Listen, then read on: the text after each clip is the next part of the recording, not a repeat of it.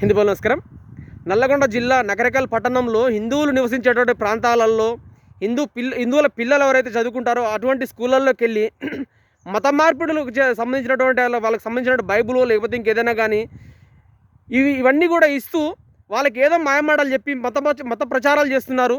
ఇవన్నీ కూడా నగరేకల్ ప్రశాంతతకి దెబ్బతీసేటటువంటి విషయంలో భాగంగా ఉంటాయనేసి నేను అనుకుంటున్నాను. కాబట్టి సంబంధిత అధికారులు ఎవరైతే ఉన్నారో పోలీసు వారే కావచ్చు, మున్సిపల్ అధికారులే కావచ్చు, ఇంకెవరైనా కానీ సంబంధిత అధికారులు ఎవరైతే ఉంటారో వీళ్ళందరూ కూడా వాళ్ళ మీద తగినటువంటి యాక్షన్ తీసుకొని నగరేకల్ ప్రశాంతతను కాపాడుతారనేసి నేను అనుకుంటున్నాను.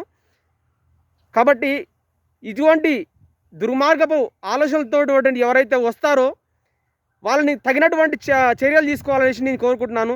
ఇదే పని వాళ్ళ చర్చిలకో లేకపోతే వాళ్ళ ఇండ్ల మధ్యలోకి వెళ్ళేసి మేము మా ధర్మానికి మారండి, మీరు అందులో నుంచి వచ్చేసేయండి అనేసి రిటర్న్ మళ్ళీ పునరాగమనం వచ్చేసేయండి అనేసి మేము వాళ్ళ ఇండ్ల మధ్యలోకి వెళ్ళో చర్చిలకు వెళ్ళో ప్రచారం చేస్తే ఇదే విధంగా మీరు అందరూ ఊరుకొని కళ్ళు ఉప్పగించి చూస్తూ ఉంటారా? లేదు కదా. కాబట్టి నగరేకల్ ప్రశాంతంగా ఉండాలని కోరుకునే వాళ్ళల్లో మొదటి వ్యక్తిగా నేను ఒకరిని అయ్యుండి నేను ఒకటే మేము విజ్ఞప్తి చేసేది ఏంటంటే నగరేకల్ ప్రశాంతతను ఎవరైతే దెబ్బతీస్తూ ఉన్నారో మత మార్పిడుల ద్వారా ప్రశాంతతను దెబ్బతీస్తూ ఉన్నారో వాళ్ళ మీద కఠిన చర్యలు తీసుకొని తగినటువంటి వాళ్ళకి బుద్ధి చెప్పే విధంగా మీరు యాక్షన్ తీసుకుంటారనేసి నేను కోరుకుంటున్నాను. కాబట్టి హిందూ సమాజమా మన ప్రాంతాలలోకి వచ్చినప్పుడు ఎవరైనా కానీ హిందూ సంఘాలే రావాలి లేదా ఇంకో హిందువులకు సంబంధించినటువంటి ఇంకా వాళ్ళ ఆర్గనైజేషన్లే రావాలి అనుకుంటే మాత్రం తప్పిది.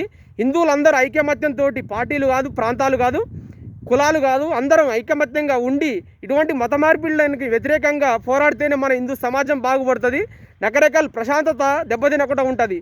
కాబట్టి ఎవరైనా దీనికి సంబంధించినటువంటి పోలీస్ అధికారులే కావచ్చు, మున్సిపల్ అధికారులే కావచ్చు, ఇంకా వేరే ఎవరైనా కానీ సంబంధిత అధికారులు అందరూ వెంటనే వాళ్ళ మీద యాక్షన్ తీసుకోవాలి. లేదు అనంటే నగరేకల్ ప్రశాంతత తినే అవకాశం అయితే ఉంటుంది. కాబట్టి అటువంటి దిశగా అంత దూరం పోకముందుకే దీని మీద తగిన చర్యలు తీసుకుంటారనేసి నేను కోరుకుంటున్నాను. కాబట్టి హిందూ సమాజం మీరందరూ కూడా కలిసికట్టుగా వాళ్ళకి కంప్లైంట్ చేయండి, పోలీసు వారికి కానీ మున్సిపల్ అధికారులకు కానీ కంప్లైంట్ చేయండి.